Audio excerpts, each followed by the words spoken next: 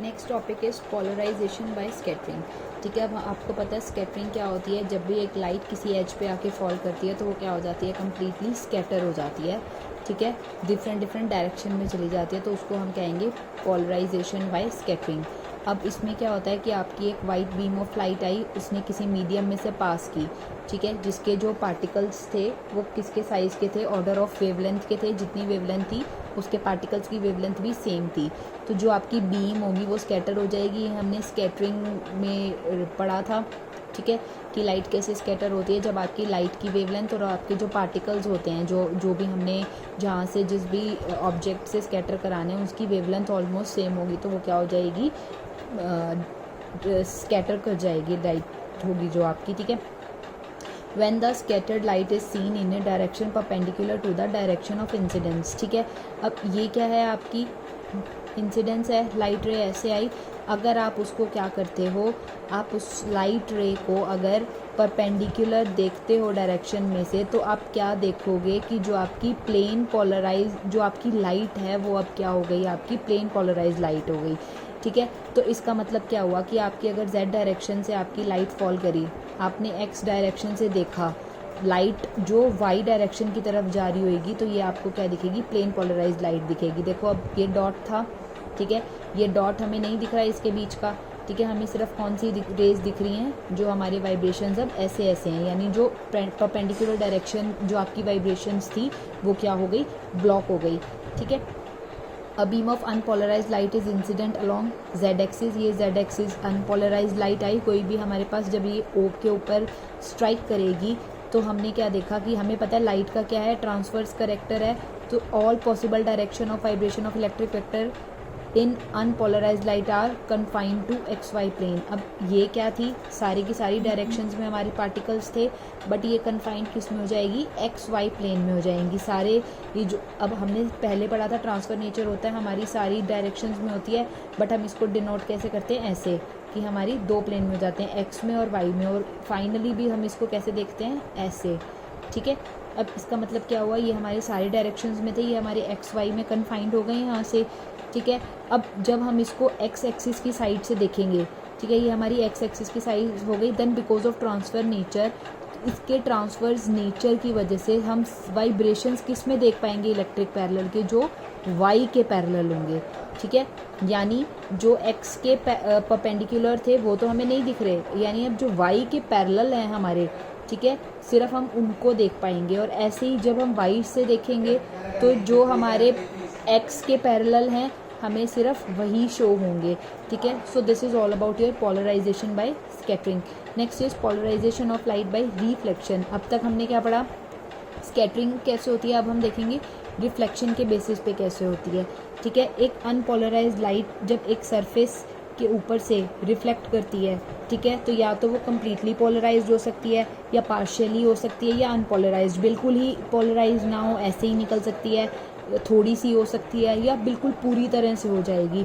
ठीक है, अब ये किस पे डिपेंड करेगा आपका, कि आपका एंगल ऑफ इंसिडेंस क्या है। तो this is all about your angle of incidence. मतलब एक एंगल अभी क्या है आपका, अगर एंगल ऑफ इंसिडेंस 0 डिग्री है या 90 डिग्री है। ठीक है, 0 डिग्री का मतलब क्या है, आपकी लाइट, आपकी जो नॉर्मल के अक्रॉस लाइट आई, आपको पता है जो नॉर्मल के अक्रॉस होती है वो वापस रिफ्लेक्ट हो जाती है, वापस चली जाती है। ठीक है, तो उस केस में आपका क्या हो जाएगा, आपकी जो रिफ्लेक्टेड बीम ऑफ लाइट आएगी आपके पास, वो बिल्कुल क्या हो जाएगी, पोलराइज्ड, मतलब नहीं होगी आपकी पोलराइज्ड। ठीक है, वो अनपोलराइज्ड ही रह जाएगी, क्योंकि ये ऐसे आई और ऐसे ही वापस चली गई। और जब 90 डिग्री पे आएगी तो भी क्या, अब ये आपका रिफ्लेक्टिंग सरफेस है। ठीक है, पहले लाइट ऐसे आई तो यानी ऐसे ही चली गई, अब लाइट ऐसे आई। ठीक है, 90, ये एंगल ऑफ इंसिडेंस, ये आपका नॉर्मल होता है, हम हमेशा नॉर्मल से देखते हैं ना। 0 डिग्री यानी नॉर्मल के पर पैरेलल आई तो वापस चली गई। अब नॉर्मल के परपेंडिकुलर आई 90 डिग्री, तो जितना आई होता है उतना ही आर होता है रिफ्लेक्शन के केस में। तो दैट मीन्स अब ये रिफ्लेक्ट तो करी नहीं, ये एज इट इज सीधी की सीधी चली गई यहाँ से, अब भी रिफ्लेक्ट नहीं हुई, इस केस में भी अनपोलराइज्ड रह गई। इसका मतलब क्या हुआ कि angle of incidence at which reflected light is completely plane polarised. ठीक है, वो एंगल ऑफ इंसिडेंस जहाँ पे जो आपकी रिफ्लेक्टेड लाइट है वो प्लेन पोलराइज हो जाए कम्प्लीटली, उसको क्या कहेंगे हम, पोलराइजिंग एंगल कहेंगे या ब्रूस्टर एंगल कहेंगे। और उसको हमने किससे रिप्रेजेंट किया, आई पी से। सो ये क्या है आपका फिगर है, ठीक है, इस जिसमें एक्स वाई तो क्या है आपका, सपोज ये क्या है आपका प्लेन है, ये क्या है रिफ्लेक्टिंग सरफेस है आपका, ठीक है। और आपका जो ये वाला प्लेन है ये क्या है आपका इंसिडेंट, मीन्स आपकी लाइट जो आपकी फॉल करेगी अनपोलराइज्ड लाइट, वो ये क्या है आपका प्लेन ऑफ इंसिडेंस है, ठीक है। अगर और ये क्या है आपका रिफ्लेक्टिंग सरफेस है, ठीक है। ये 3D डायग्राम नहीं बना सकते तो मैं आपको ऐसे बता रही हूँ, ये आपका रिफ्लेक्टिंग सरफेस है, ठीक है। अब आपकी लाइट रेज आई, ठीक है, ये दोनों डायरेक्शंस, अब आपको पता है ये जो डॉट होता है, ठीक है, इसका अब ये पीछे आपका प्लेन ऑफ इंसिडेंस है इसमें, यानी ये जो डॉट है, अब ये मैंने एक पेंसिल रखी, क्या आप अब इस एंगल पे आप पूरी पेंसिल देख पा रहे हो या सिर्फ एक ये डॉट देख पा रहे हो, सिर्फ डॉट देख पा रहे हो ना, अब पूरी पेंसिल आपको नहीं दिख रही, ठीक है। इसीलिए हमने जो इलेक्ट्रिक वेक्टर का ये जो परपेंडिकुलर कंपोनेंट होता है किसके साथ, एंगल आपका जो प्लेन होता है इंसिडेंस प्लेन, ठीक है, ये आप सपोज करो ये आपका इंसिडेंस प्लेन है, ठीक है, इसके ऊपर ये पेंसिल रखी हमने, अब आप इसका सिर्फ डॉट पार्ट देख पा रहे हो, यही डॉट पार्ट ये है, ठीक है। तो यानी ये जो प्लेन ऑफ इंसिडेंस है इस एक इसके परपेंडिकुलर होगा, ठीक है, दूसरा क्या होगा इसी की डायरेक्शन में होगा, एक परपेंडिकुलर है दूसरा इसी के प्लेन में है, ठीक है। तो दैट मीन्स दूसरा इसके पैरेलल है, ठीक है, उसी प्लेन में ही है, ठीक है, ये इसी प्लेन में है, देखो ये इसी प्लेन में ही है, कुछ भी करो इसका एंगल चेंज नहीं हो, मतलब क्या कर सकते हो आप इसका, यहाँ से एक चीज़ तो हमेशा ये है परपेंडिकुलर ही रहेगी, ठीक है। एंगल किसका चेंज होगा, सिर्फ इसका एंगल चेंज हो जाएगा यहाँ से। नेक्स्ट इज, अब ये क्या है इंटरफेस है जो आपके दोनों मीडियम को अलग कर रहा है, एक रेयरर मीडियम बनेगा यहाँ से, एक डेंसर मीडियम बनेगा। अब ये जो आपकी OB लाइट है ऑब्वियसली ये क्या है आपकी रिफ्लेक्टेड लाइट, और OC लाइट क्या है आपकी ट्रांसमिटेड लाइट। अब हमारे पास ये एक अनपोलराइज्ड लाइट आई यहाँ से, ठीक है, इसके दो फील्ड कंपोनेंट्स थे, अभी हमने डिस्कस किया, एक परपेंडिकुलर होगा प्लेन ऑफ इंसिडेंस के, इसको हमने डॉट से रिप्रेजेंट किया, और दूसरा उसके प्लेन में ही होगा, ठीक है, उसको हमने एरो से रिप्रेजेंट किया। अब वाइब्रेशंस जो हैं आपकी इलेक्ट्रिक वेक्टर की, जो आपके प्लेन ऑफ इंसिडेंस के परपेंडिकुलर हैं, वो हमेशा किसके पैरेलल रहेंगी, रिफ्लेक्टिंग सरफेस के तो हमेशा पैरेलल ही रहेंगी, ठीक है। अब ये क्या थी आपका रिफ्लेक्टिंग सरफेस है, ठीक है, ये इसके परपेंडिकुलर है, जो इसके परपेंडिकुलर है ये तो हमेशा पैरेलल है ना, ये आपका रिफ्लेक्टिंग सरफेस है, इसके पैरेलल रहेगी।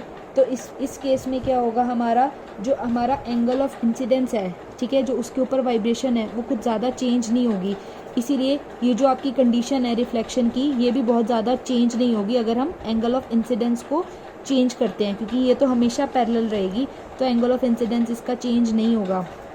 इसलिए जो हमारी दूसरी ऑसिलेशंस हैं इलेक्ट्रिक वेक्टर की प्लेन ऑफ इंसिडेंस में, वो क्या करती हैं, डिफरेंट एंगल बनाएंगी किसके साथ, हमारा रिफ्लेक्टिंग सरफेस, ये क्या है हमारा रिफ्लेक्टिंग सरफेस, डिफरेंट एंगल ये बनाएंगी, ठीक है। तो अब जो हमारी रेस क्या हो गई यहाँ से पैरेलल हो गई, ठीक, परपेंडिकुलर हो गई हमारी इंसिडेंस के, वो तो क्या है पैरेलल है रिफ्लेक्टिव सरफेस के, ठीक है। ये देखो ये इसके परपेंडिकुलर थी इंसिडेंस के, बट इसके पैरेलल थी, ठीक है, इसके पैरेलल थी, इसका मतलब क्या हुआ कि अगर हम एंगल ऑफ इंसिडेंस भी चेंज करते रहें तो ये तो पैरेलल ही है, ये कुछ चेंज नहीं होगी, ये एज इट इज़ रिफ्लेक्ट कर जाएगी, ठीक है। तो ये डॉट पार्ट थी जो परपेंडिकुलर था प्लेन ऑफ इंसिडेंस की, ये तो एज इट इज़ रिफ्लेक्ट कर गया हमारे पास, बट एक एंगल ऐसा आएगा that is angle of polarisation, ठीक है, या फिर इसको ब्रूस्टर एंगल भी बोल सकते हो आप।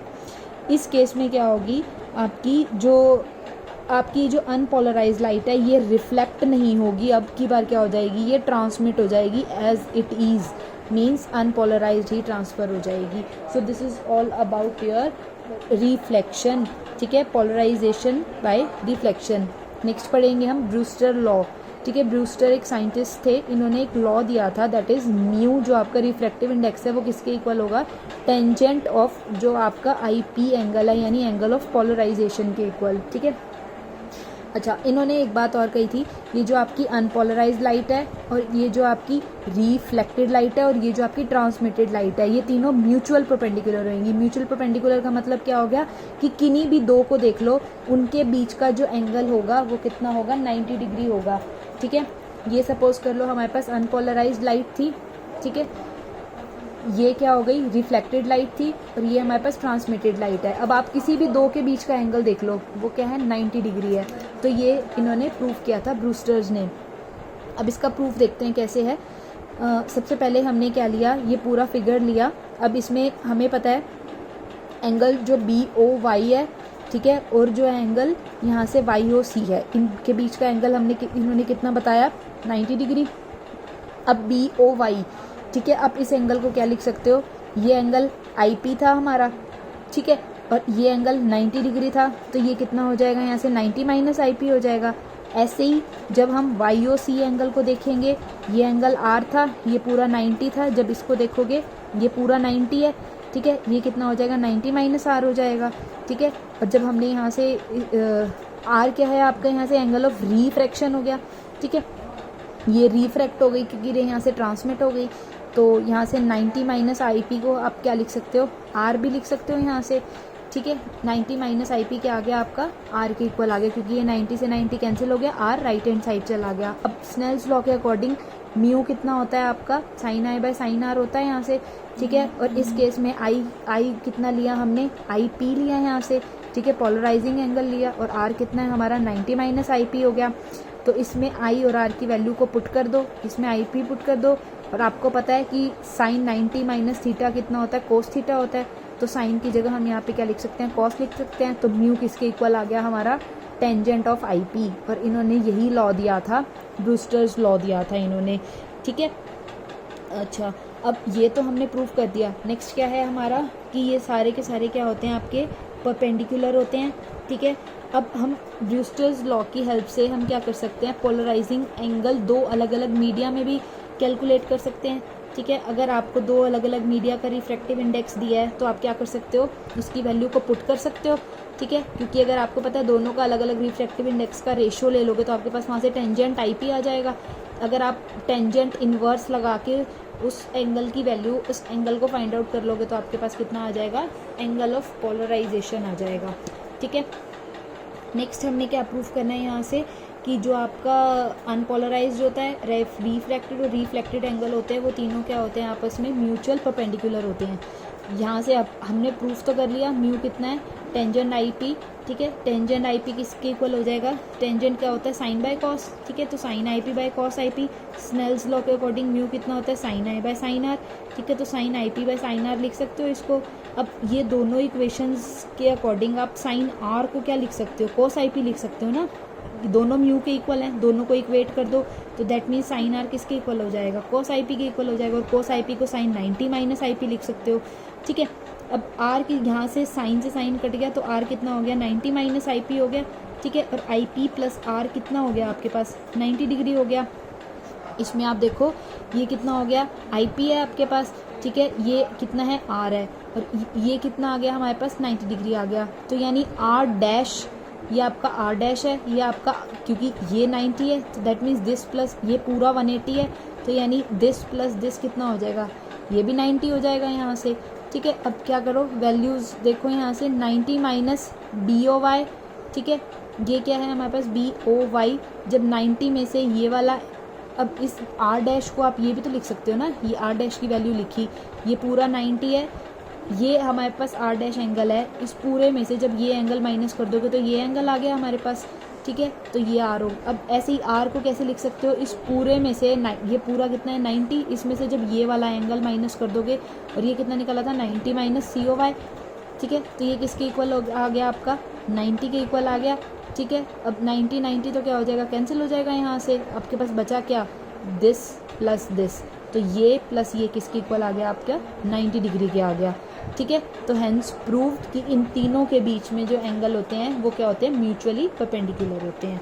Next is your polaroids. हमें पता है पोलरॉइड्स क्या होते हैं, जो पोलरॉइड क्या होता है, एक मटेरियल होता है जो लाइट को पोलराइजेस करता है, ये हम पहले भी पढ़ चुके हैं।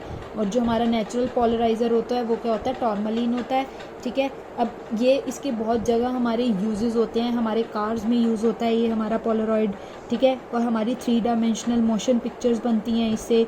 जो हमारे माइक्रोस्कोप का ऑब्जेक्टिव लेंस होता है उसके अंदर भी पोलरॉइड यूज़ होते हैं, ताकि जो बहुत ज़्यादा लाइट की चमक है हमारी आँखों में जा रही है वो ना हो। अब आप जो लेंसेज यूज़ करते हो, ग्लेयर्स यूज़ करते हो, ठीक है, उसके अंदर वो भी अलग अलग पोलरॉइड्स आते हैं, ताकि आपकी आंखों में प्लेन पोलराइज्ड लाइट जाए, आपकी जो सन की रेज हैं आपकी आईज़ को ख़राब ना करें, ठीक है। अच्छा, कलर कंट्रास्ट कलर कॉन्ट्रास्ट को इम्प्रूव करता है, जो ऑयल पेंटिंग्स होती हैं उसमें भी पोलराइज यूज़ होते हैं। और ये ऑप्टिकल स्ट्रेस एनालिसिस करते हैं। कैलकुलेटर, वॉचेस, लेटर नंबर्स, मतलब LCDs होती हैं जो आपकी लिक्विड क्रिस्टल, ये सब चीज़ें किसकी होती हैं, पोलराइज्ड की, पोलराइज्ड। ऐसे ही इसके बहुत सारे यूजेस हैं, you have to read it.